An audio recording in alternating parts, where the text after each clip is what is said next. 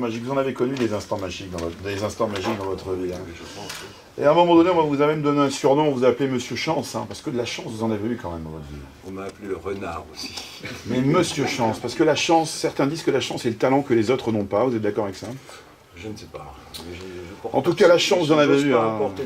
Moi, je me souviens, hein, en 1968, alors que la France connaissait des moments difficiles, vous étiez, vous, dans un endroit plutôt sympathique, un château. Vous étiez dans un château en mai 68, moi je le sais. Oui. Je sais même avec qui vous étiez. Vous étiez dans un château près de Chantilly. Oui.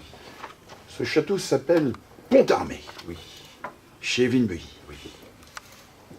Comment est-ce que je peux le savoir, ça? Vous avez lu ça dans ma biographie, non? Pas du tout. Mais ça, je le garde pour moi. Je ne sais pas. Vous êtes Monsieur Chance, Herbert Léonard. Parce que ça continue dans votre vie quand même, la chance. Ça vous suit. Un jour, vous êtes chez vous, dans votre canapé, et vous regardez la télévision. Oui. Et vous savez ce qui se passe à la télévision à ce moment-là? Il y a une annonce. On recherche, pour une comédie musicale, le remplaçant de Daniel Lavoie. Non, mais c'est pas tout à fait ça. C'est presque ça, Non, c'est presque ça. C'est pas tout à fait ça du tout. Alors racontez-nous la vraie histoire. Ben, j'étais dans mon lit, je regardais une émission de télévision où il y avait Daniel Lavoie qui Ouais. annonçait qu'il allait quitter Notre-Dame de Paris pour aller faire autre chose, je sais plus quoi. Et là, vous vous dites, c'est pour moi. Et là, je me suis dit, là, c'est exactement ce que je veux faire. Je veux jouer le méchant. C'est de la chance, ça, quand même. Il y a la chance. Il fallait être à ce moment-là devant votre télévision, dans votre lit, au moment où vous entendez que il peut éventuellement être remplacé. Absolument, ouais, c'est de la chance. Vous êtes d'accord, c'est de la chance. Hein. C'était une belle aventure, c'était une belle aventure, Ah ça. oui, j'ai joué ça avec énormément de plaisir pendant 2 ans. J'ai oublié Herbert Léonard et je me suis mis dans la peau de Frollo, le méchant, moi, qui ne suis pas méchant du tout. Mais j'ai pris un pied énorme à jouer les méchants. Il a encore de la chance, Herbert Léonard. Parce qu'il a même été journaliste d'aviation. Et l'aviation, c'est pas n'importe quoi pour vous. Hein. Ben, c'est mon hobby. C'est mon passe-temps favori. Mais Vous volez souvent, vous volez depuis le c'est bizarre, pourquoi Moi, je suis plutôt... Pourquoi est-ce que vous n'avez pas passé le Non, le brevet Ça m'intéresse pas. Ça vous intéresse pas? Piloter, ce qui m'intéresse, c'est l'histoire de l'aviation, donc j'interviens plutôt comme historien.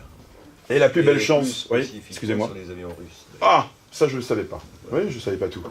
Et la plus belle chance de la vie de Herbert Léonard, je pense que c'est la plus belle. Celle-là, elle n'aurait pas existé, on n'aurait pas pu l'écrire. C'est le jour où Evelyn-Beuilly pose une mélodie et qui va vous donner beaucoup de plaisir tout au long de votre carrière. Avec Julien Lepers qui rentre dans la partie, Oui. je parle de cette chanson fabuleuse, Oui. pour le plaisir. Oui. Ça a été le début du commencement. Bah, c'est parce qu'avec lui, on se connaissait donc depuis Pont-Armé. On travaillait ensemble à cette époque-là, on faisait des textes ensemble. Et elle a toujours beaucoup aimé ma voix. Donc elle s'est dit que le jour où elle rencontrerait un compositeur dont les chansons me correspondraient bien, elle m'appellerait. Donc elle l'a fait. Et puis je suis tombé sur Pour le plaisir. Et ça a été de la chance. Et permettez-moi de vous dire que c'est une chance de vous avoir dans nos studios aujourd'hui. Alors on en revient à cet album. Oui. Alors on a écouté ces instants magiques. Pourquoi Corinne Hermès? Eh bien avec Corinne, donc, elle vous l'a raconté elle-même Oui, mais- tout à l'heure, ça fait très longtemps qu'on se connaissait. On a eu l'année dernière l'opportunité de se retrouver sur scène pour une tournée qui, hélas, ne s'est pas faite. Donc on ne va pas en parler Non. spécialement. Mais je me suis dit que pour participer mieux à cette tournée-là, ça serait peut-être bien qu'on chante ensemble. Et j'avais décidé à ce moment-là de re-enregistrer Amoureux fou avec Corinne, qu'on ferait après sur scène ensemble. Et comme j'avais une chanson sous la main dont je ne savais pas trop quoi faire, c'est vrai, il faut bien le dire, donc ces instants magiques, je me suis dit, bah, ça serait bien qu'on le chante ensemble aussi. Et donc on l'a fait. On a fait 2 duos ensemble d'un coup. Et on va vous applaudir parce qu'il est très beau, il est magique ce duo. On a une auditrice qui est avec nous. Venez à mes côtés, n'ayez pas peur. Quel est votre prénom? Je m'appelle Maude. Parlez un peu plus fort, vous venez d'où, Maud? Je viens de Brunstadt, à côté de Mulhouse. Brunstadt. Oui, Mondstadt. Et vous avez une question à poser à un de nos invités. Vino, je voulais savoir comment on fait pour garder la tête froide quand on a un succès aussi long et aussi continu que vous. Voilà. D'abord, il faut être humble. Je pense que je suis humble. Je n'ai jamais eu la grosse tête et je ne pense pas l'avoir. Je suis disponible, même si au premier abord, beaucoup de gens disent que je suis plutôt froid et distant, mais c'est juste de la timidité. Et puis surtout, il faut bien séparer sa vie privée avec sa vie professionnelle. Il ne faut pas mélanger les deux. Bonjour. Bonjour. Vous venez d'où? Isenheim. Approchez-vous du micro, s'il vous plaît. Ouais. Quel est votre prénom? Pierre. Pierre, votre question. Ouais, ma question est toute simple. Je voulais dire, dans votre truc carrière de chanteur, est-ce que vous avez aussi pensé de faire peut-être une autre carrière dans des films? Est-ce qu'on vous a fait des propositions déjà?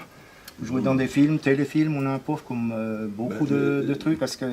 J'ai fait un téléfilm, j'ai participé à un épisode de Navarro. C'était le 100e épisode d'ailleurs, avec Roger Hanin, on m'avait invité à jouer l'assassin. Décidément, ça vous suit.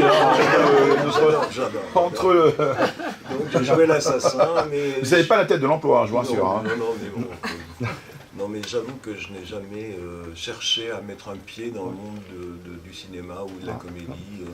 C'est pas mon truc. Bon, je l'ai fait parce que j'ai eu l'opportunité de le faire, on me l'a proposé, mais j'ai jamais recherché ça, quoi.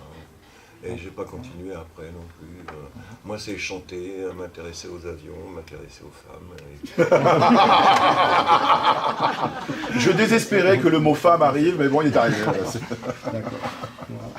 Merci en tout cas.